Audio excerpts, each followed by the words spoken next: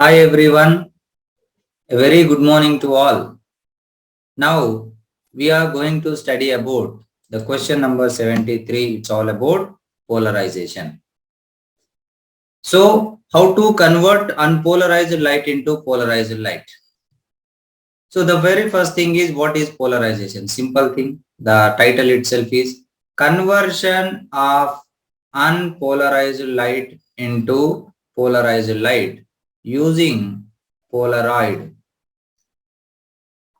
is called polarization.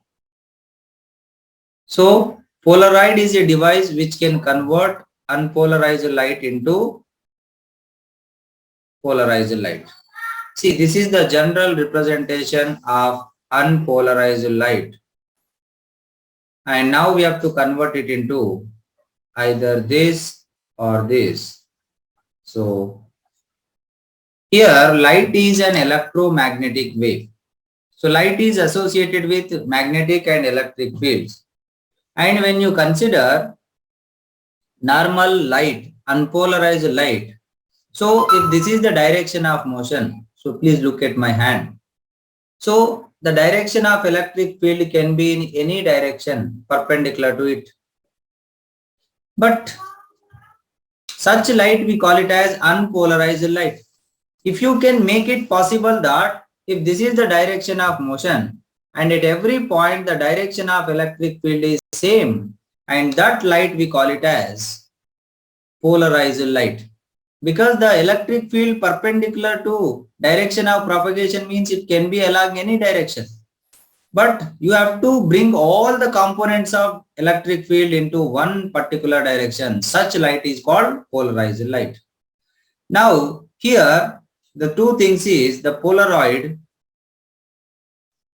the device which can convert unpolarized light into polarized light, that can act as polarizer and analyzer. So when you consider, see, this is like a crystal having one axis called transmission axis.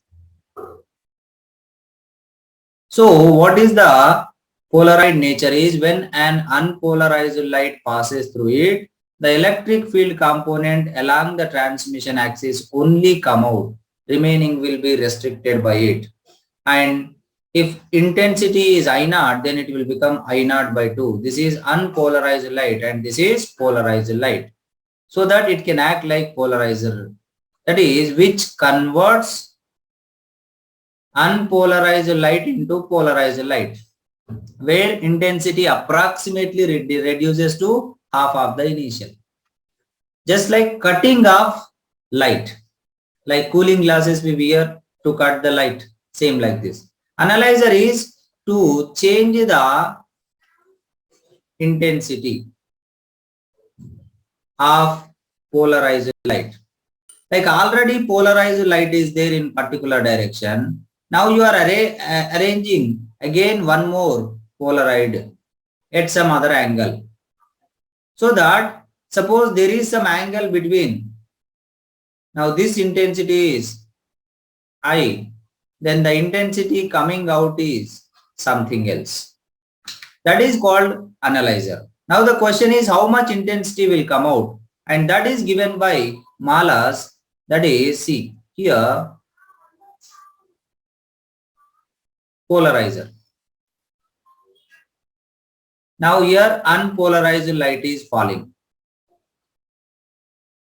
Now the intensity come out is approximately, if this is I naught, this is I naught by 2. Now the light is polarized in particular direction. Now you arrange one more Polaroid, so that now the electric field will be aligned in another direction, where if you consider, see, the first transmission axis is this, the second transmission axis is this, where angle between them is theta. Then if this intensity is I, then the final intensity is I dash equal to I cos square theta. I is the intensity falling on the analyzer, I dash is the intensity coming out of the analyzer, theta is the angle between the polarizer and analyzer. Angle between the transmission axis of polarizer and analyzer. So that way the simple things if you try to remember, then you can solve the question.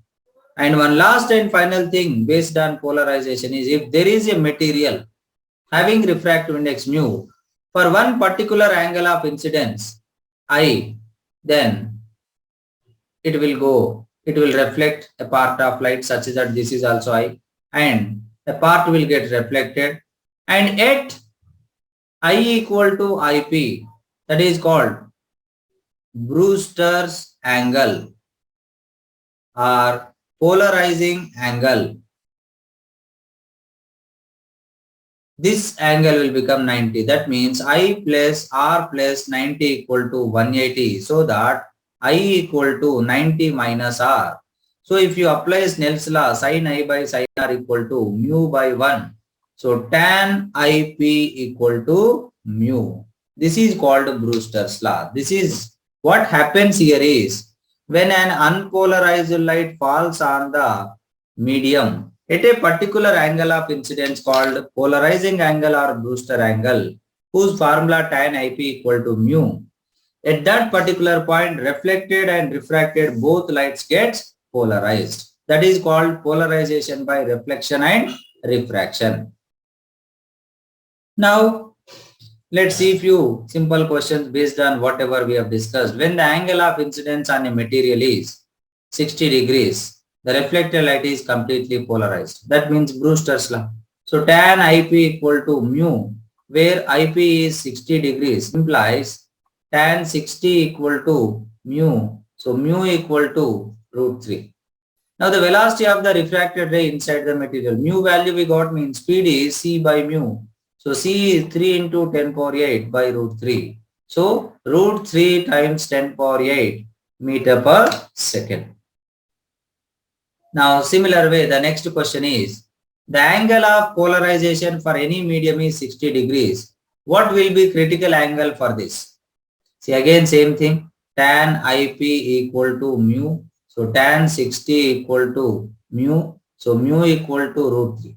But they are not asking this, they are linking with the ray optics, that is critical angles. Critical angle for any medium means mu rarer by mu denser, and for any medium means mu rarer we will take it as a 1 by mu.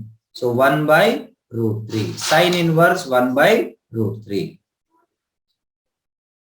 Now one more thing. A light has amplitude A and angle between analyzer and polarizer is 60 degrees. Light is reflected by analyzer.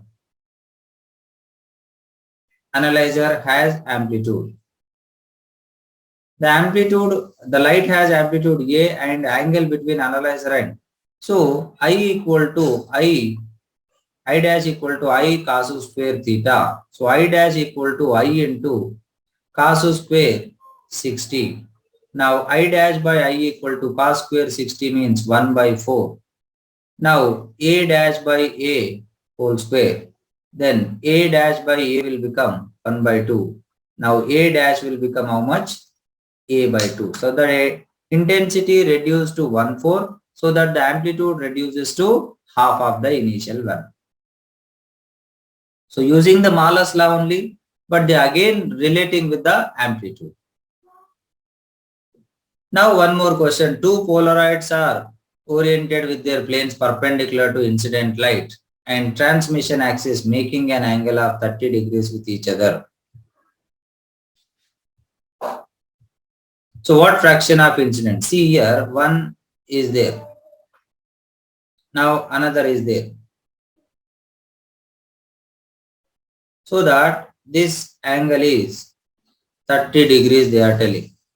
Now first here I naught is coming. Now here how much will come out? I naught by 2.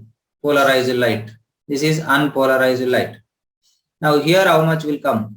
I equal to the intensity falling. How much? I dash equal to I. I is here I naught by 2. Cos square 30.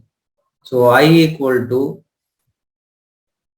I by I naught equal to 1 by 2 into cos square 30 is 3 by 4. That is 3 by 8. So what fraction of unpolarized light is transmitted? Only 3/8.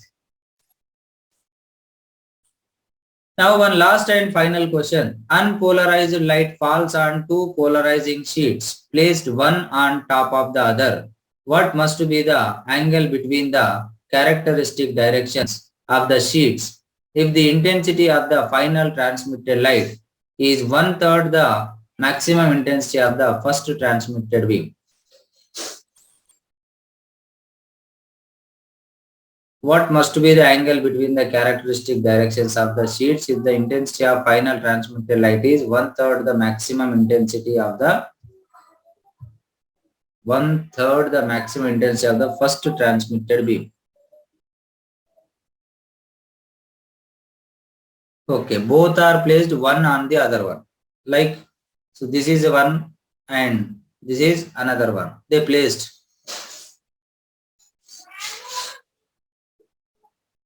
So now what must be the angle between the characteristic directions so that the final transmitted light is one-third the maximum intensity of the first transmitted beam?